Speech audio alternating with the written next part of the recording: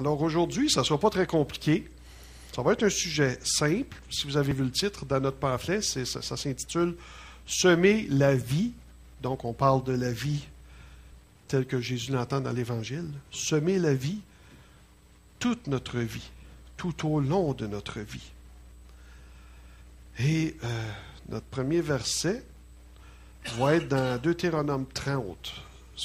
Au pire, le premier, on va aller le voir nous-mêmes si le temps qu'elle puisse se préparer. Alors, Deutéronome 30.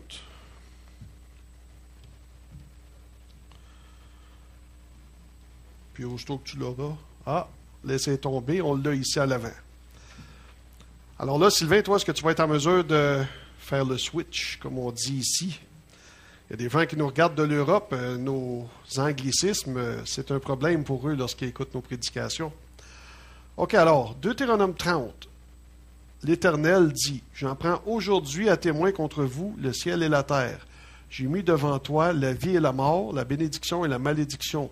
Choisis la vie afin que tu vives, toi et ta postérité. » Et David, j'ai rajouté dans les psaumes, « Je choisis la voie de la vérité, je place tes lois sous mes yeux. » Et là, ici, il dit, « Choisis la vie. » Je ne sais pas si vous vous souvenez, dans les années 80, le chanteur George Michael, là, il y avait une vidéo avec le groupe Wham, là, « Wake me up before you go, go. » Hein? Puis il y avait un chandail, puis c'était écrit « Choose life ». Puis ça a parti une mode. Il y avait beaucoup de chandails qui circulaient, c'était écrit « Choose life ». Et puis, on sait bien que George Michael est loin d'être un chrétien. Il a même passé devant les tribunaux pour des actes de grossière indécence et tout ça. Mais je ne sais pas si lui réalisait que cette fameuse citation « Choisis la vie », ça vient de la Bible. C'est Dieu qui nous dit ça. « Choisis la vie ». Donc, aujourd'hui, on va regarder, on va parler de semer la vie, donc semer l'Évangile tout au long de notre vie. Et on va regarder un peu ce qui constitue un cheminement de vie aujourd'hui et ce qu'en dit la parole de vie. Alors, notre graphique, le premier graphique, on va regarder la vie. La vie commence où pour nous? À la naissance. Maintenant, je veux dire le cheminement de la vie. Parce qu'on peut dire la vie commence dès la conception. On s'entend là-dessus, je crois. Et on va le voir plus tard de toute façon. Mais on commence à cheminer aussitôt qu'on sort du sein de notre mère, on s'engage dans un cheminement. Avant ça, on est bien, mettons. Pas trop de job, pas trop de responsabilités puis de comptes à payer, là. Mais un coup qu'on vient au monde, ça commence, le cheminement de vie. Que dit la parole de Dieu pour notre vie, du début jusqu'à la fin? On va aller voir le prochain verset, qui va être dans Joël. Assemblez le peuple, formez une sainte réunion, assemblez les vieillards, assemblez les enfants, même les nourrissons à la mamelle, que l'époux sorte de sa demeure et l'épouse de sa chambre. Après cela, je répandrai mon esprit sur toute chair. Vos fils et vos filles prophétiseront, vos vieillards auront des songes et vos jeunes gens des visions. Voyez-vous ici qu'on part d'un bout à l'autre, là? On part de nourrisson à la mamelle. C'est même pas parlé encore. Et on va jusqu'au vieillard et le Seigneur interpelle chacun. Et il dit que l'époux sorte de sa demeure et l'épouse de sa chambre. Donc, on ne parle pas juste des parents, on parle des jeunes mariés. Ici, on signifie vraiment là, de la naissance jusqu'en fin de vie. Tout le monde ici dans Joël avait reçu un appel. On va y revenir ça un petit peu plus tard. Alors, ici, on se trouve en face d'un fait. Fait, Dieu veut nous utiliser dès notre enfance et jusqu'à l'âge d'or. Ça, c'est un fait. Jusqu'à l'âge d'or, parce que, vous savez, il l'avait fait, on le voit souvent dans la Bible, il l'a fait avec Moïse et Aaron. Moïse, quand il s'est présenté devant le pharaon, il s'est présenté pour la première fois, il avait 80 ans. Et Aaron, 83 ans. Et c'est plus tard qu'Aaron a été fait sacrificateur. Là, tu dis, bon, Dieu a besoin de sacrificateur. Tu es rendu à 83 ans, il me semble que, tu as passé au travers les 10 plaies, tu as traversé la mer Rouge à pied, puis il me semble que tu dis, je prendrais ma retraite, moi, là. Je ne peux pas en choisir un plus jeune. Non, il fait sacrificateur. Peut-être qu'il y avait un peu plus, même, le rendu là, que 83 ans. Et ça, c'est pour combien de temps? Sacrificateur, à l'origine, c'était pour toute la vie. Tu es rendu à 83 ans, ça veut dire que tu n'as pas fini. Tu te dis, il y aurait pu peut-être un mois ou deux, là, le temps qu'il en trouve un plus jeune. Mais par la suite, avec les traditions des Juifs, souvent, ils se retiraient de l'office, mais aux yeux de Dieu, c'était jusqu'à la mort, ça, être sacrificateur. Et je vais vous faire lire peut-être le seul verset aujourd'hui dans votre Bible. Tournez dans Jérémie 1. Moi, je me suis acheté une petite Bible maintenant avec toutes des signets. Là. Je me suis trouvé ça dernièrement. Puis là, je me casse plus la tête. Je me sauve d'ouvrage. Puis je vous en donne. Alors, Jérémie 1. Alors, quand vous avez là, les psaumes, les proverbes, là, les livres de Salomon, tout de suite après, il y a Isaïe et ensuite Jérémie.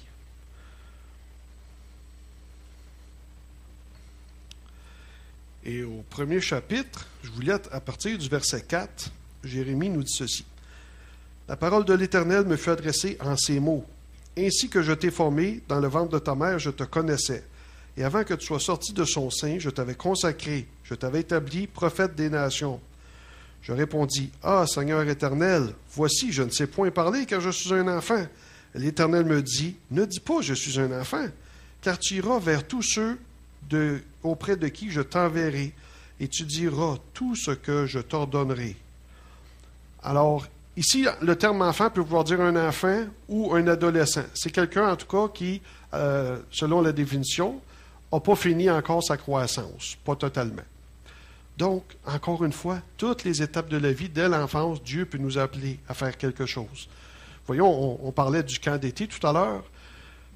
Comment ils ont aimé leur louange. Bien, il y en a parmi vous ici qui ont déjà vu ça, des enfants de cet âge-là prophétiser durant la louange, tellement l'Esprit de Dieu était fort sur eux. Hein? Ginette, tu as déjà vu ça, Ginette? Des petits-enfants qui prophétisent, puis c'est quelque chose à voir. C'est bien plus bénissant que des adultes, pour une raison ou une autre, là. C'est quelque chose. Alors donc, en début de vie jusqu'en fin de vie. Et entre les deux, nous, qu'est-ce qu'on a à faire? Ah, entre les deux, il y a une job, là. J'appelle ça souvent la première mission. J'ai une capsule qui est faite là-dessus. Je ne sais pas si on l'a mis sur notre site Internet, une petite capsule de 3-4 minutes, là. Puis on a une prédication aussi où on expliquait que la première mission que l'homme a reçue, qui était aussi une bénédiction, Adam, lorsqu'il a été créé, Dieu lui a dit, va par toute la création, reproduisez-vous, remplissez la terre et assujettissez-la. Il avait donné avant ça la même ordre aux animaux, à la végétation, avant de créer l'homme. Il a dit à toute la création, allez par toute la terre, reproduisez-vous. Vous arrivez au printemps, vous voyez les petits oiseaux qui sortent, là. À quoi qu'ils travaillent, eux autres? Hein, ça a l'air de rien. Ils préparent leur nid, ils choisissent leur spot, leur emplacement, tout pour aller conquérir la femelle pour avoir le plus de chances possible de pouvoir se reproduire. Ils travaillent que pour ça. Et ils mettent beaucoup d'emphase là-dessus, puis leur apparence. Puis quand c'est le temps de l'accouplement, hein, ils chantent leur plus beau chant. Aussi, c'est un paon, un oiseau d'apparence.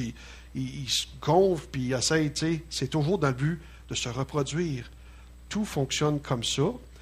Et pourquoi? Parce que c'est un ombrage de l'Ancien Testament des choses qui étaient à venir, parce que lorsqu'on parle de la nouvelle création, qui est l'Église, les croyants ont reçu la même mission de Dieu, on en parle souvent dans Matthieu, allez de toutes les nations et faites des nations des disciples. Reproduisez-vous en tant que chrétiens. La reproduction. Donc, on a ça comme principe.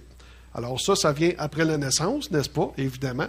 J'ai toujours dit que ça, avoir des enfants, c'est un principe héréditaire. Si tes parents n'ont pas eu d'enfants, il y a des grandes chances que tu n'en aies pas. Bon. Parfait, vous êtes avec moi. Merveilleux. Alors donc, la naissance. Ensuite, on commence par se reproduire, comme tout le reste de la création. L'Église aussi se reproduit, évangélise. Et une fois qu'on a des enfants, on va aller au prochain verset. Une fois qu'on a des enfants ici, avant le verset, on a ça. Qu'est-ce qu'il faut faire? Il faut guider les enfants vers le chemin, les éduquer. Et lorsque je parle d'éducation maintenant, je ne parle pas juste de français et de mathématiques. Il faut les éduquer vers le chemin. Jésus est le chemin. Ça, c'est encore plus important que le reste. Et le verset va nous le dire, le verset qui est dans Deutéronome 11. Ce commandement était donné avec les autres commandements. Mettez dans votre cœur et dans votre âme ces paroles que je vous dis. Vous les lirez comme un signe sur vos mains et elles seront comme des frontaux entre vos yeux. Vous les enseignerez à vos enfants et vous leur en parlerez quand tu seras dans ta maison, quand tu iras en voyage, quand tu te coucheras et quand tu te lèveras.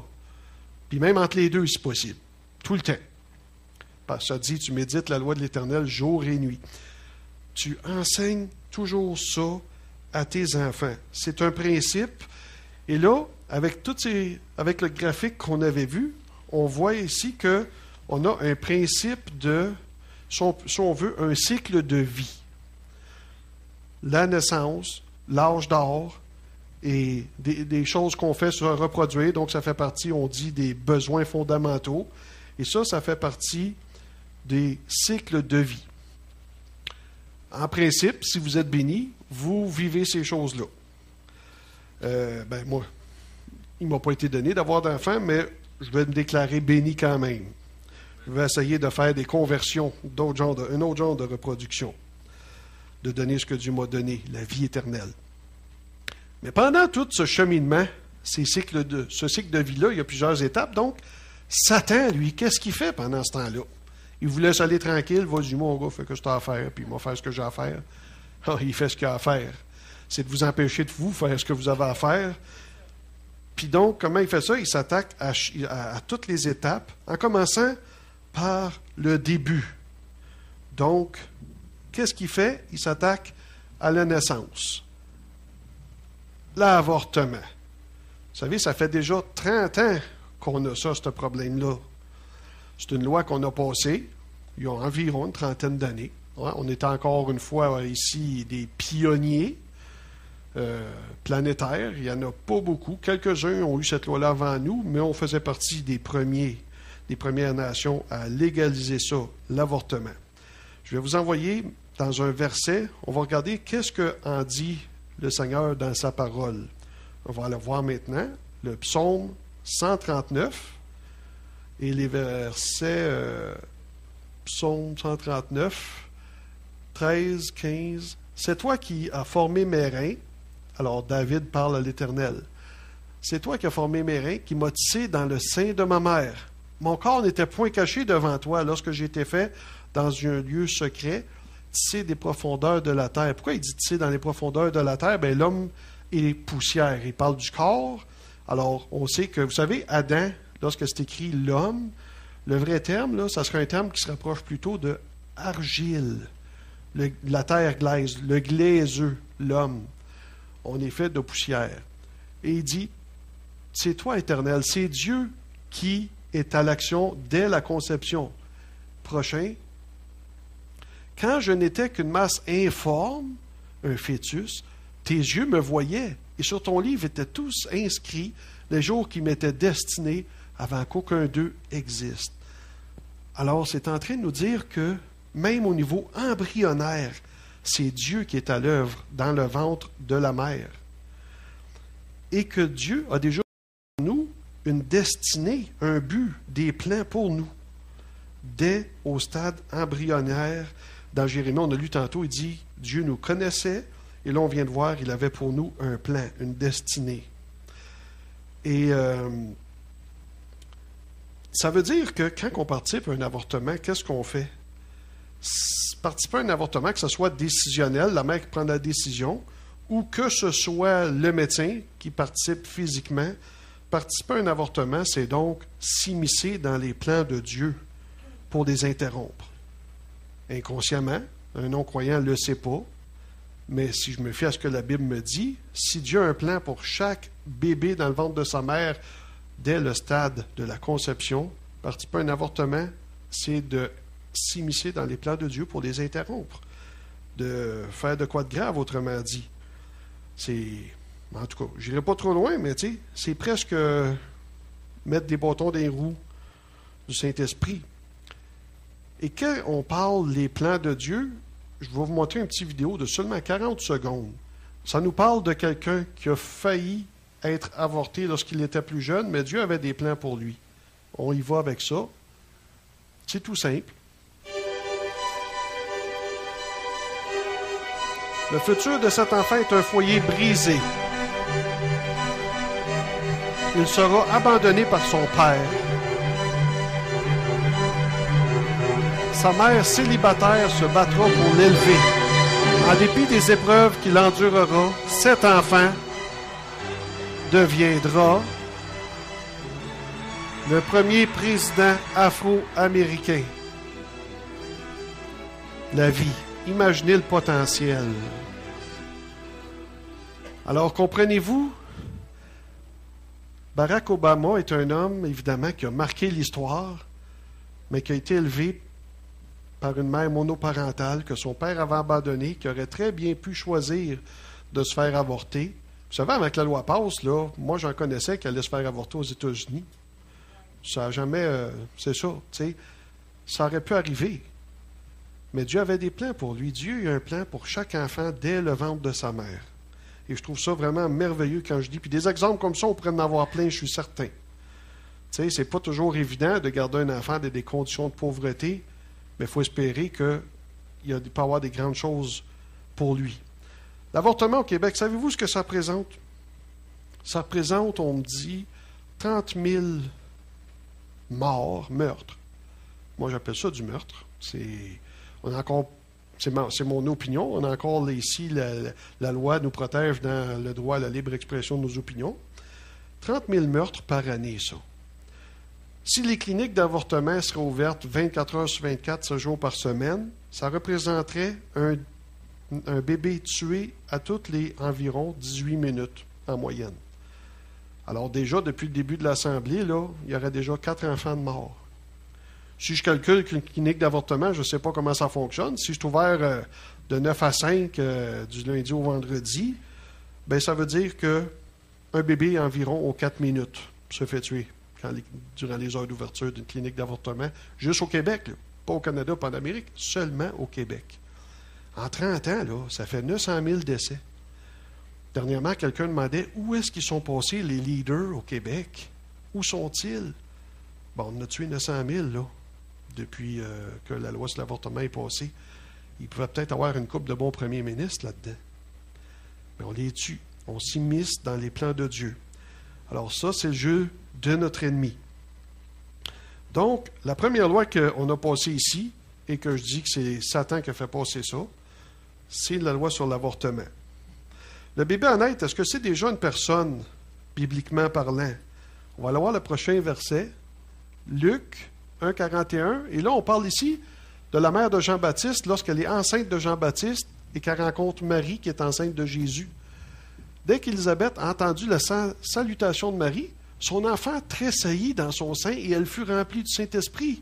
Puis elle dit à Marie, « Car voici, aussitôt que la voix de ta salutation a frappé mon oreille, l'enfant a tressailli d'allégresse dans mon sein. » L'enfant, il n'est même pas venu au monde, là. Puis déjà, il ressent des choses. Il tressaille d'allégresse, il ressent l'esprit du Sauveur qui est tout près de lui. C'est déjà une personne. Et pourtant, savez-vous ici comment la loi sur l'avortement fonctionne?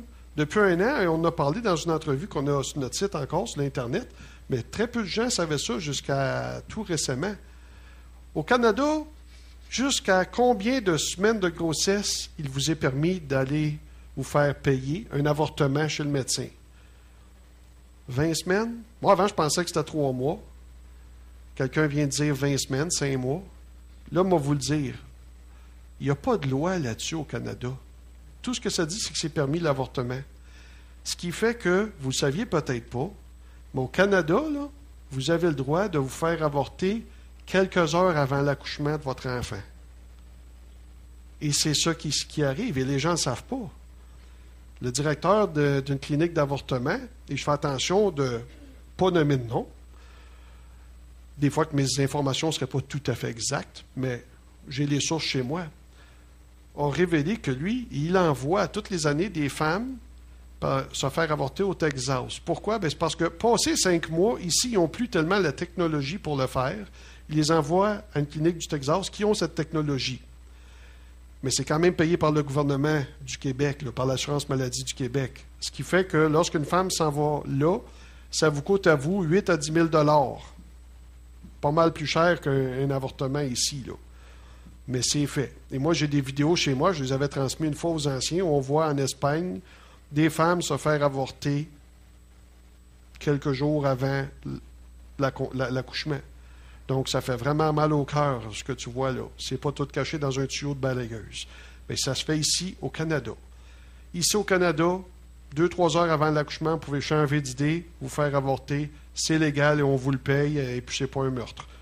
Quelques heures après, ça devient un meurtre. La seule différence, c'est qu'il était dehors, là, il était dedans, on est correct. C'est pas une personne. Donc, me permet de croire que c'est ridicule. Alors, je continue maintenant avec le prochain graphique. Entre les deux, avant d'éduquer les enfants, il faut les faire. Donc, la reproduction. Qu'est-ce que Satan fait pour ça? Oups! Après avoir légalisé la loi, après avoir légalisé l'avortement, on a légalisé les mariages gays. Ça change-tu grand-chose? Ils le faisaient avant. Qu'on les marie ou pas, qu'est-ce que ça change? Ça change qu'ils peuvent adopter des enfants et ils le font. Ils peuvent aussi faire plus. Quelqu'un cette semaine m'a dit que sa sœur, qui est homosexuelle et qui est en couple, s'en va se faire l'insémination artificielle pour la 2e fois pour avoir un enfant avec sa blonde. Ça aussi, on fait ça ici au Québec. L'insémination artificielle est permise pour les gens qui sont en couple homosexuel puisque c'est reconnu légalement comme un mariage. Donc, y a-t-il un meilleur moyen de ne pas faire d'enfant qu'être en couple homosexuel?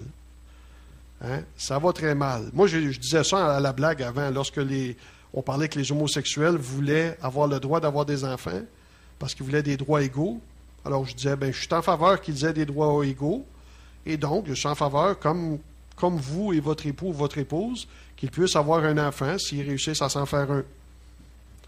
Et je lui permettrais de le garder. Mais on a été au-delà de ça, et là, on s'attaque au processus. Parce que là, si tout le monde devient homosexuel, à un moment donné, il n'y en aura plus à adopter d'enfants. Tu ne peux pas te reproduire dans un mode de vie homosexuel, et ça, c'est à travers toute la création. On m'a dit que le seul animal, si on veut, qui peut faire ça, c'est le ver de terre, parce que c'est le seul qui a les 2 sexes, ou à peu près. Le ver de terre, là, qu'on prend pour aller à la pêche, là, a les 2 sexes, donc eux peuvent s'accoupler n'importe quel ver avec n'importe quel. Et que c'est pas péché.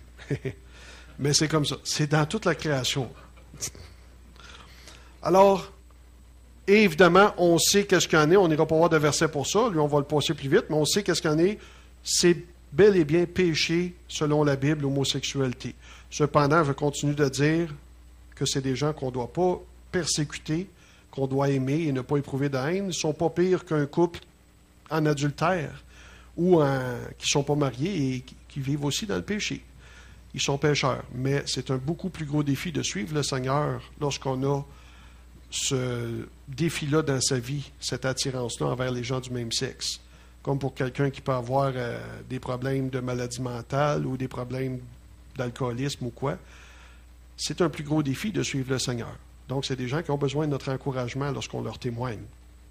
Mais il y a un problème si on veut peupler un pays avec ça. Un coup qu'on a fait des enfants, où est-ce qu'on s'en va avec les guider vers le chemin, vers Jésus-Christ? Comment on peut arriver à faire ça? Puis Satan, lui, qu'est-ce qu'il fait, lui, pour ça? ECR. Ça, c'est venu après la légalisation de l'homosexualité. On s'attaque à l'éducation de ceux qui sont déjà nés, avec le fameux cours d'ECR. Alors, ça, là, avec ça, vous savez, Satan a commencé par sortir l'éducation religieuse dans les écoles. Au début, il a été tranquillement. Il a donné le choix entre l'enseignement religieux ou l'enseignement moral. Avant, l'enseignement religieux était obligatoire dans mon temps. Bon, je pense qu'on commençait à avoir l'accès à un enseignement moral, mais où c'est arrivé pas longtemps après moi. Ensuite, il a enlevé l'enseignement religieux. Puis là, maintenant, il a remis l'enseignement de toutes les religions. Et qu'est-ce que Dieu en dit? On va aller dans le prochain verset, qui va être dans Deutéronome 31. Et j'ai sauvé un petit peu de temps, j'ai abrégé. Tu liras cette loi, donc, n'est-ce pas, la loi dans Deutéronome, tu liras cette loi devant tout Israël en leur présence. Tu rassembleras le peuple, les hommes, les femmes, les enfants aussi, ça c'est important, prochain verset, afin qu'ils t'entendent et afin qu'ils apprennent à craindre l'Éternel, votre Dieu, à observer et à mettre en pratique toutes les paroles de cette loi. Donc, éduquer dans la parole de Dieu. Et leurs enfants, qui ne la connaîtront pas, l'entendront. Ils apprendront à craindre l'Éternel, votre Dieu. Donc, Dieu veut qu'on communique la parole aux enfants, et pas juste dans l'Église, qu'on fasse l'évangélisation et tout ça. Mais avec ECR, qu'est-ce qui se passe? Satan a noyé le poisson. Vous savez, les petits poissons, Jésus qu'on met, des fois, c'est licence de voiture, puis c'est windshield, là. Satan a pris Jésus, puis l'a mélangé avec tout le reste. Et savez-vous maintenant, avec cette nouvelle loi-là, parce que le cours d'ECR est obligatoire, et vous savez, on est en cours dans le moment, on essaie de gagner notre cause afin qu'il soit optionnel, mais il est obligatoire. C'est là qu'on voit qu'il y a quelque chose de malin là-dedans. Et là, Patrice nous a envoyé une photo cette semaine, je l'ai inclus. C'est une photo qui a été prise l'an dernier d'un cours de CR. Regardez qu'est-ce qu'on y enseignait. La sorcellerie. Ça, c'est le Wicca. Une religion, si on veut, basée sur les sciences occultes et les sorcières. Et cette photo-là a été prise dans une école de l'Ouest de Montréal l'an dernier, durant un cours de CR. Et si vous voyez, il y a comme un symbole, une tête de mort sur la table, là, avec les chandelles. Une culture de mort. Et ça, c'est enseigné à vos enfants aussi, s'ils vont là-dedans. Alors, un autre piège de l'ennemi par rapport à ça. Moi, ça m'a vraiment perturbé quand j'ai vu ça. Maintenant, on retourne, on va regarder où on est rendu dans notre cycle de vie. On arrive au dernier, on a eu tous ceux-là. Qu'est-ce qu'il fait pour l'âge d'or? La prochaine loi qui reste à passer et sur laquelle il travaille maintenant, euthanasie.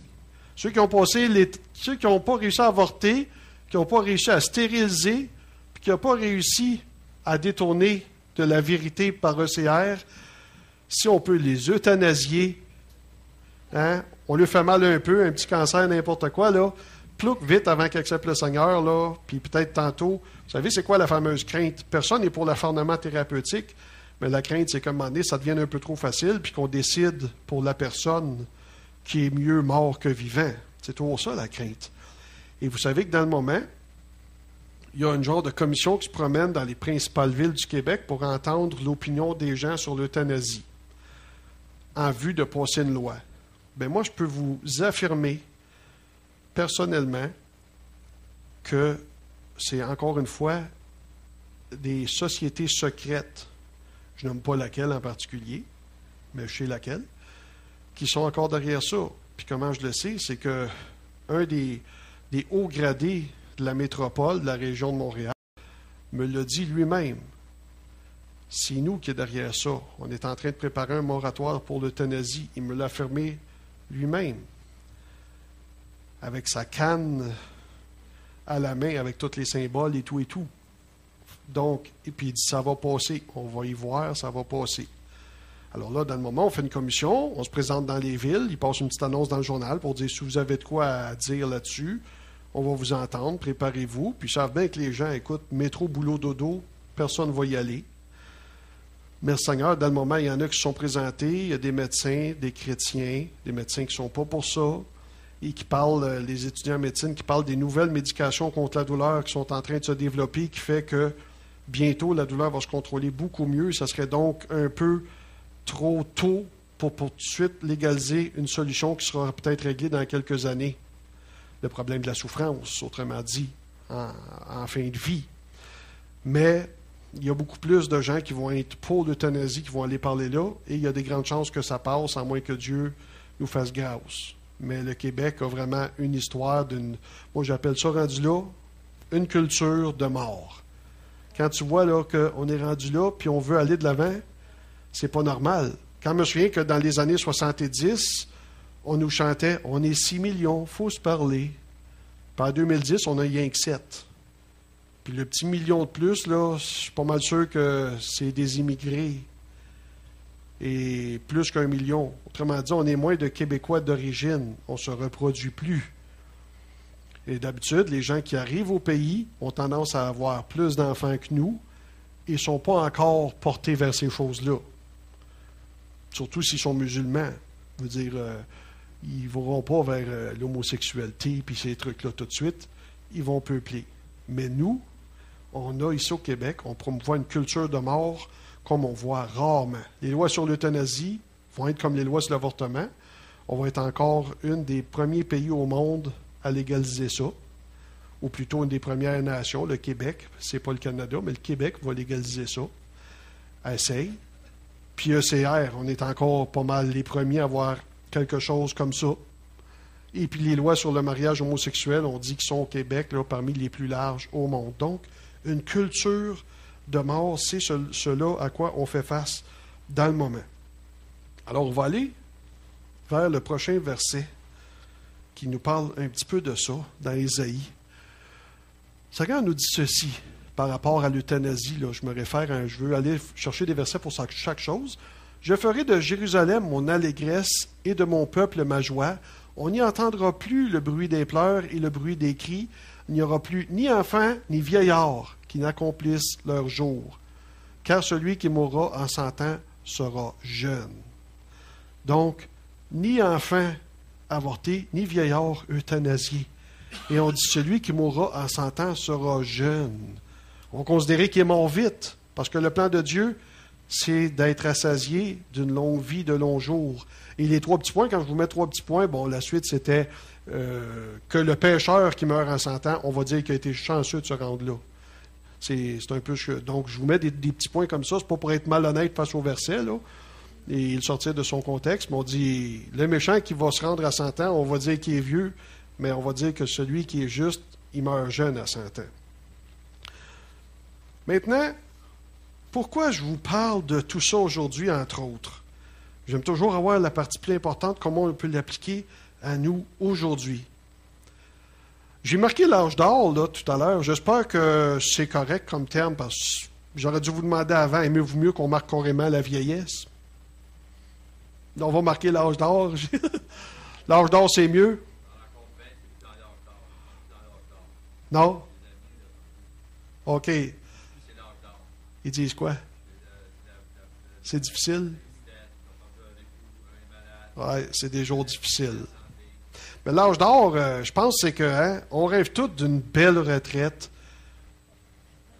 Liberté 55, hein? La maison est payée, on a un beau plan de retraite, le gouvernement nous en rajoute en plus dans nos poches, hein? Puis c'était pas en 2010 ça, qu'on a commencé à rêver à ça. En 2010, c'est presque rendu inexistant.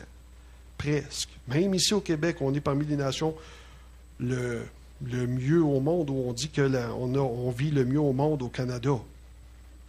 Mais maintenant, ce que j'entends ici, sans parler de l'âge d'or, je voudrais juste aborder la question 50 ans et plus. Vu qu'on rêve tous à un moment donné, qui ne rêverait pas de pouvoir se retirer au début de la cinquantaine, tu sais?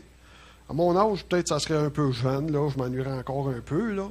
Mais on se dit au début de la cinquantaine, je suis sûr que je me trouverais juste assez d'ouvrages, là, puis pour avoir du fun, hein, puis... Mon père, il disait, j'ai assez hâte, moi, il dit, d'être... Lorsqu'il travaillait, j'ai assez hâte d'être à l'âge où je vais pouvoir m'asseoir avec les autres petits vieux sur des bancs de centre d'achat à regarder le monde passer. Master, il est à cet âge-là, mais il ne fait pas ça. Il se tient occupé, généralement. Mais le chrétien, maintenant, le chrétien qui a plus de 50 ans, là, qui approche de la retraite, d'habitude, il va adopter la même mentalité que le reste du monde. Il va vouloir se reposer. Et ça peut être inquiétant pour nous.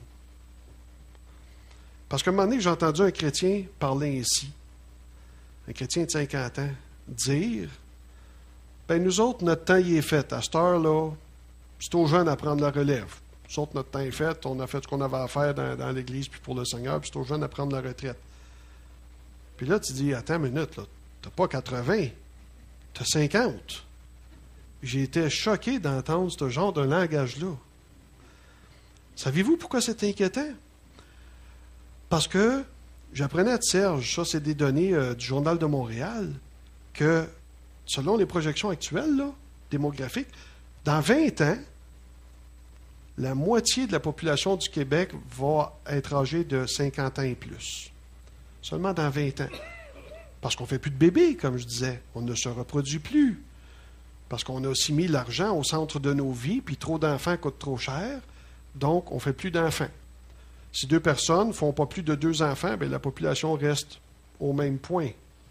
Si vous rajoutez que là-dessus, il y en a qui n'en font pas, puis tout ce qu'on a vu là, bien, elle descend. Puis là, il faut, évidemment, on ouvre les portes aux gens pour qu'ils viennent, parce que ça prend du monde pour payer nos pensions de vieillesse.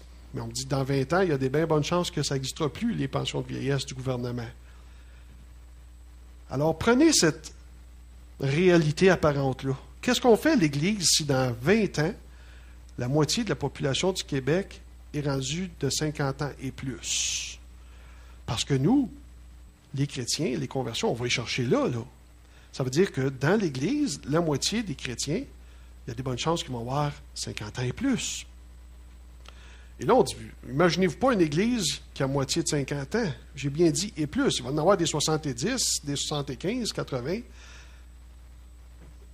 Ça ne peut plus donner des grosses dîmes, ça, sur une pension de vieillesse, on comprend ça. Les revenus sont plus faibles. Comment on va faire pour payer une bâtisse lorsque la moitié de l'Église va être rendue vers l'âge d'or? Il faut projeter un peu en avant. Il va falloir vraiment que les gens soient tous fidèles dans leur dîme. Mais si je regarde à l'heure actuelle, il y a une certaine, je vais me risquer à dire, une légère majorité des jeunes ne payent pas complètement leur dîme. Et souvent loin de là. Eh bien, regardez là, il faut être réaliste. Si je prends nous ici, on aimerait avoir une plus grande bâtisse, n'est-ce pas? On projette ça, ça nous prend ça, on n'a plus beaucoup de place là. Mais il nous reste à peu près 20 ans pour se la payer, parce qu'après ça, on n'aura plus assez de travailleurs qui vont contribuer au fonctionnement de l'Église. Donc, si vous êtes jeune, travailleur, et que vous ne payez même pas votre dîme, bien, tout à l'heure, ce n'est pas même que vous soyez à la retraite que vous allez la payer. On va avoir un problème, là. Pourquoi je dis ça? Je vais vous faire comprendre que enfants de Dieu, que vous soyez jeunes, on a besoin, l'Église a besoin, le Seigneur a besoin que vous soyez fidèles en toutes choses. Et frères plus âgés, vous ne pouvez pas vous asseoir sur vos lauriers parce que vous arrivez vers votre retraite. On doit rester fidèles en toutes choses. La personne qui m'avait dit, à 50 ans, c'est aux jeunes à faire la job, il ne parlait pas de ses dîmes. Lui, il est fidèle pareil dans ses dîmes. Mais il parlait d'œuvrer dans l'Église physiquement. Mais ça aussi, ça en prend. La personne qui dit, après 50 ans, ça prend quelqu'un pour déneiger une église, ça prend quelqu'un pour tondre la pelouse. La personne qui va dire, ben là, je l'ai tondu toute ma vie, la pelouse, là, qu'un jeune le fasse. Ben le jeune, à la fin de sa vie, il va en avoir tondu autant que le vieux. Là. Le jeune, il peut dire, hey, j'ai encore toute ma vie en avant de moi à faire des pelouses, là, je n'irai pas faire celle de l'église. Il n'y en a pas un qui en a fait plus que l'autre. À la fin d'une vie, on a tous fait un certain quota d'ouvrage qui se ressemble. 40 heures par semaine de travail, et ainsi de suite. Il faut qu'on s'aide.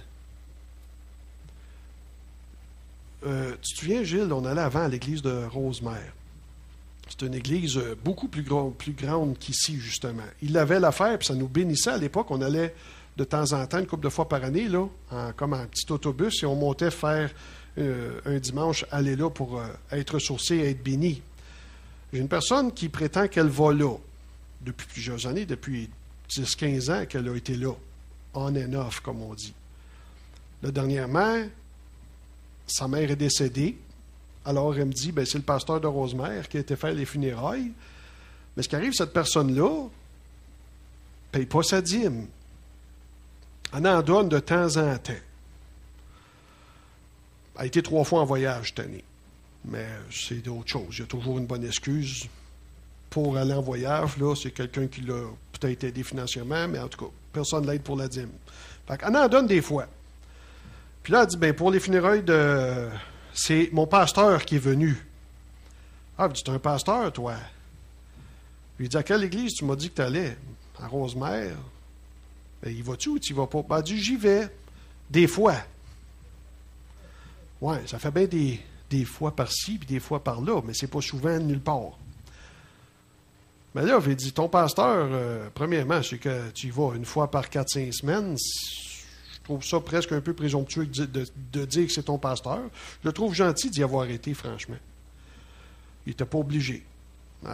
Si tu ne le traites pas comme ton pasteur, pourquoi il te traiterait comme sa brebis, si on veut, tu sais? Oh, il m'a dit, je l'ai payé, là, j'ai donné quelque chose. J'ai donné 100 piastres.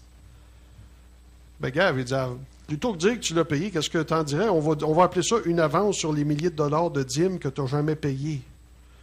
Parce que si tout le monde fait comme toi, là, pasteur-là n'aura pas de salaire, puis tu n'en auras pas de pasteur. Puis si tout le monde va à l'église une fois de temps en temps, il n'y en aura pas de volontaires pour faire la vitrine, il n'y en aura pas de volontaires pour faire la pelouse. L'église n'existe pas. L'église ne peut pas exister si on ne s'implique pas mieux que ça. On doit tous prendre nos responsabilités, qu'on soit jeune ou qu'on soit âgé. Moi, je me souviens, là, mettons, si je m'adresse aux jeunes, depuis 10-15 ans, ici, je peux vous dire que, je ne sais pas pourquoi, moi, à chaque fois qu'il y a un déménagement, les gens pensent à moi. Je ne sais pas comment ça se fait. Puis même si moi-même, je m'approche là, de la quarantaine, on va continuer de penser à moi. Puis à chaque fois que je vais à ces déménagements-là, c'est toujours remarquable. On ne peut pas à un moment donné passer à côté. Il n'y a jamais de jeunes adultes. C'est toujours des hommes de 50 ans et plus. Et ça, c'est désolant. Ces hommes-là, souvent, vont dire, là, je ne peux pas trop forcer, je peux bien aider, mais avec mon dos, je peux rien prendre des petits morceaux, je ne peux pas forcer ces gros meubles. On fait ce qu'on peut. On demande à Stéphane, qui prend le gros bout. Mais ça a l'air que les jeunes en font quelques déménagements, mais juste quand c'est des jeunes de leur âge. Fait que là, vois-tu, là, on ne peut pas continuer, ça, c'est juste un exemple. On ne peut pas continuer à se fier sur des gens âgés pour faire des tâches comme ça. Il faut que les jeunes prennent leurs responsabilités. Mais maintenant, si je m'adresse aux vieux, les vieux, là, mais moi, je veux dire 50 ans et plus, donc je suis tout près de là. Si personne veut tondre la pelouse, faire un peu de bénévolat, quand on a un banquet, là, si personne veut ramasser les chaises, puis on laisse les plus jeunes, moi j'approche de 60 ans, les jeunes sont là, il y a des jeunes, il faudrait quand même se comprendre. C'est beau d'avancer dans la vie, mais c'est pas tous les gens âgés qui ont eu des infarctus et puis qui sont cardiaques, comme on dit, hein? Chez eux, ils attendent la pelouse. Donc, on n'est pas tous en danger de mourir si on lève le petit doigt. Il faut qu'on s'implique, tout le monde, dans une église, parce que si je me fie à la réalité des choses, et ça, c'est la réalité des choses, d'ici 20 ans, si on n'a pas établi une base solide, l'Église, elle va s'ébouler, s'écrouler, elle va complètement se défaire. Tranquillement, pas vite, il n'y aura plus de gens pour s'investir physiquement, il n'y aura plus de gens pour s'investir financièrement. On doit tout de suite construire des bases solides dans la fidélité. Alors, même si j'ai beaucoup abordé l'aspect matériel, je veux bien vous faire comprendre, c'est pas juste l'aspect des finances, là. On parle de tondeuse, on a parlé des cellules. Ça prend des gens pour recevoir lors des cellules, s'occuper des cellules. Tu sais, ça peut être juste venir déneiger un peu le perron l'hiver. Ça peut être beaucoup de choses. Mais ça prend des temps pour le faire, ça. Ça prend des gens, ça prend quelqu'un qui est prêt à être fidèle dans toutes choses. Si vous regardez dans l'Évangile, je veux regarder certains personnages, il y a des âges qui se donnent dans l'Évangile. Ça ne doit pas être pour rien. Un des premiers héros de l'Évangile qu'on entend parler, c'est Enoch. Avant ça, il y a Abel, le cas d'Abel, qui offrait les sacrifices qu'on voit qui étaient agréables à Dieu. Et là, un peu plus tard, quand vous lisez, pas très loin, plus loin, on parle d'Enoch, premier homme à avoir été enlevé du ciel sans mourir, sans voir la mort, parce qu'il plaisait à Dieu. Moi, je me suis toujours imaginé un homme qui avait vécu peut-être 50, 60 ans, là, à peu près comme toi, Serge, juste assez pour plaire à Dieu, puis flou, enlevé. Avec Evelyne, hopefully. Mais Enoch, lorsqu'il a été enlevé, il avait 365 ans. C'est le temps que ça lui a pris. Il n'a pas été enlevé le premier 100 ans, ni le deuxième. C'est le temps que ça a pris pour être reconnu vraiment qu'il plaisait à Dieu. 365 ans de fidélité. Puis ça ne dit pas qu'il avait commencé à ralentir, là. Parce que si on parle de ralentir, regardez plus tard, on a eu Noé. Y a-t-il quelqu'un qui sait par cœur à quel âge le Seigneur a abordé Noé pour ses plans de construire une arche? Disons qu'on pourrait dire, là, 480 ans qu'il a abordé le Seigneur. 600 ans, ça, c'est l'âge qu'il avait lors du déluge. Ce que ça veut dire, c'est que construire l'arche, ça a pris 120 ans. Là, on parle d'une job physique. Hein? Je ne sais pas si vous savez. Là. On parle de bâtir un bateau, mais on ne parle pas d'un voilier, là, là, comme Gilles chez eux. Là. On ne parle pas d'un bateau de la grosseur de la bâtisse, on parle bien plus gros que ça. Un bateau de bois comme il n'y en a jamais existé d'autres. Le gars, il a 480 ans. Tu vas bâtir une arche. OK, j'ai 480 ans, ça va-tu être 5 mois, 6 mois? Non, une arche que ça va t'en prendre 120 ans de travaux forcés à faire. Si tu n'aurais pas pu en choisir un plus jeune. Il a fini de la bâtir, il était rendu à 600 ans. Même si tu me dirais qu'il était en forme, là. Même s'il était aussi en forme qu'à 100 ans, même s'il serait aussi en forme que vous l'êtes à 50 ans, il avait le droit d'être écœuré, par exemple, 120 ans. Tu pourrais-tu dire, prends un petit bout de lui, puis un petit bout de mon voisin, puis un petit bout, puis chacun contribue, tu sais. 480 ans. Être fidèle jusque-là. Après ça, les hommes, ils vivaient moins vieux, hein? Abraham et Sarah, Dieu les a appelés, il a donné un appel, il a un nouveau nom lorsqu'ils étaient jeunes. Mais quand est-ce qu'elle a fini par accoucher de son premier bébé, Sarah? 90 ans. Aujourd'hui, lorsqu'une femme tombe enceinte à 38, 40 ans, là, on dit que c'est dangereux parce qu'elle est plus jeune, là, puis ça va être rough sur le body. Imagine-toi à 90 ans, là. Tu sais? Mais parce qu'Abraham a cru. Lui, il avait 100 ans. Il a cru jusqu'à l'âge de 100 ans. Il est resté fidèle puis dans l'obéissance. Tantôt, on a parlé de Moïse, Aaron. Il y avait aussi leur ami Caleb, que lui, à 85 ans, il a désiré rentrer des promesses que Dieu avait faites pour lui. Dieu lui avait promis qu'il y aurait la terre promise à 45 ans ou 40 ans. Puis à 85 ans, il dit, là, je suis aussi en forme que quand j'étais jeune, il n'y a pas de raison que je ne l'aie pas. 85 ans, il a été conquérir les ennemis de la terre promise. Donc, ça vous donne une idée. Puis il y en a dans la Bible comme ça. Hein? Quand Jésus était bébé, vous avez Siméon et Anne, la prophétesse, qui avait 84 ans, elle. Elle servait Dieu jour et nuit, dans le jeûne et la prière. Vous, ça va prendre plus que de jeûne et de la prière. On a des fois de la misère à le servir dans la prière, qu'on soit jeune ou qu'on soit vieux. Imaginez-vous, jour et nuit. La nuit, de la misère à prier dans le jour, laisse faire la nuit, là, puis à 84 ans, on va m'endormir aussitôt que moi essayer, je m'endors des fois quand j'essaye. Fait que c'est toutes des façons de vous dire, j'espère que vous comprenez bien. Je vous ai mis de l'humour là-dedans, mais c'est la réalité des choses. Juste de faire face à la réalité sociale. D'ici 20 ans, la moitié de l'Église va être âgée de 50 ans et plus. Réalistiquement, si ça serait le cas dans le moment, on n'arriverait pas financièrement.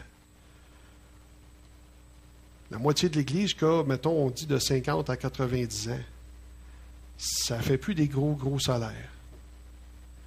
Il faut qu'on commence à bâtir sur des bases solides de fidélité. Si vous êtes jeune, puis vous savez que vous ne faites pas tout ce que vous avez à faire, je vous en prie, faites-le. Et si vous êtes à l'âge de la retraite, mais vous savez que vous êtes encore capable d'en faire, même si c'est plus fatigant qu'avant, faites-le. Prenez exemple sur Paul. Je pourrais dire, prenez exemple sur Maurice puis Gabriel, qui sont dans la soixantaine, puis que c'est encore eux autres qui fait que c'est propre ici, puis qui réparent un peu quand c'est brisé, Maurice, puis tout ça. Ça fait des dizaines d'années. Mais continue. Mais je vais aller voir un dernier verset avec vous pour terminer. L'exemple de Paul. C'est on va aller chercher un verset dans Corinthiens. Ne savez-vous pas que ceux qui courent dans le stade courent tous, mais qu'un seul remporte le prix? Courez de manière à le remporter. Et aux Philippiens, il dira ceci, Paul. Ce n'est pas que j'ai déjà remporté le prix ou que j'ai déjà atteint la perfection, mais je cours pour tenter de le saisir, puisque moi aussi, j'ai été saisi par Jésus-Christ. Ensuite, frères, je ne pense pas l'avoir saisi, mais je fais une chose. Oubliant ce qui est en arrière et me portant vers ce qui est en avant, je cours vers le but pour remporter le prix de la vocation céleste de Dieu en Jésus-Christ. Maintenant, il n'était pas vieux quand il a écrit ça, mais il n'avait pas 30 ans. On estime qu'il était dans la cinquantaine, possiblement, disons, là, un approximatif plus précis, peut-être 56 ans, autour de ça. Et pourtant, il dit, je ne pense pas l'avoir saisi le prix. Mais je fais une chose, oubliant ce que j'ai en arrière, puis déjà en arrière, il en avait fait pas mal plus que toutes nous autres dans notre vie, on va en faire. Hein? Il y avait déjà du chemin de fait. Je pense même que je ne suis pas certain, je me demande si tout ce qui est écrit dans le livre des Actes n'était pas déjà terminé. Tout ce qu'on voit, toutes les lapidations, le coup de fouette, les naufrages, n'étaient pas déjà derrière lui lorsqu'il a écrit ça. Là, je peux me tromper, mais je croirais. Pas mal certain. Et pourtant, il dit, oubliant tout ça, je continue vers en avant. Je continue de courir vers le but. Il ne trotte pas, il ne marche pas, il court pour remporter le prix de la vocation céleste de Dieu en Jésus-Christ. Et tiens, juste pour m'assurer que vous êtes actifs jusqu'en dernier, tournez avec moi, on va finir dans notre Bible, Philippiens 3,13. On va finir ça dans notre Bible. On va terminer ensuite avec un mot de prière. Allez à Philippiens 3. Un homme comme lui, avec tous les coups de fouet, les infections que ça comporte, tu n'étais pas désinfecté après qu'il t'ait fouetté, là. Tu étais laissé aux mouches. La fièvre, la maladie, si tu ne mourrais pas, certains mourraient carrément. Philippiens 3. On reprend au verset 14, tiens. Je cours vers le but pour remporter, puis dans un autre livre, il dit pour remporter si je le puis. Il ne s'assoyait pas, il voulait être sûr. Pour remporter, si je peux, le prix de la vocation céleste de Dieu en Jésus-Christ. Nous tous, alors là il s'adresse à nous, l'Église, nous tous maintenant, donc, qui sommes des hommes faits, ayons cette même pensée. Et si vous êtes en quelques points de notre vie, Dieu vous éclairera aussi là-dessus. Seulement, au point où nous sommes parvenus, marchons d'un même pas, jeunes, vieux, il faut qu'on s'attelle. Verset 17. Soyez tous mes imitateurs, frères. Il nous appelle à suivre le même exemple. Et portez les regards sur ceux qui marchent selon le modèle que vous avez en nous. Et le modèle qu'on vient de voir, qu'on a en lui et en tant d'autres hommes de Dieu, c'est de continuer de courir jusqu'à la fin. Cet homme-là, avec tout ce qu'il avait souffert, tout ce que vous disiez dans un acte, là, tout ce qu'il a enduré, les années de prison, tout ça, il dit, j'oublie tout ça, puis je continue de courir vers en avant. Je ne crois pas que j'ai encore fini, puis que j'ai déjà saisi le prix de ma vocation. Puis il dit, suivez le même exemple. Et nous, réalistiquement, si on ne le suit pas, ça ne paraîtra pas cette année, peut-être puis ni l'an prochain, mais on va être plusieurs à être encore vivants, mais que ça commence à apparaître. Si on n'a pas fait aujourd'hui ce qu'il faut qu'on commence à faire. D'ici à notre retraite, parce que les 50 ans et moins, ceux qui vont avoir 50 ans et plus, là, dans 20 ans, si vous avez 30 ans, vous allez être là. Aimeriez-vous ça d'ici 20 ans? Si vous avez 30 ans, vous arrivez à 50 ans, puis l'Église commence à se débroyer malgré tout ce que vous avez fait, parce qu'on ne l'a pas tous fait. Pour que le corps marche, il faut que tous les membres marchent. Alors, je vous encourage, marchez. Si vous êtes jeune, marchez. Continuez d'élever vos enfants à marcher dans la vérité. Et si vous êtes à la retraite, faites ce que vous pouvez. Vous ne pourrez pas courir à la vitesse du jeune de 20 ans, mais arrêtez pas pour ça. Continuez de faire le petit peu que Dieu vous appelle à faire. On a tous besoin des uns et des autres. Ayons donc tous cette même pensée, marchons d'un même pas.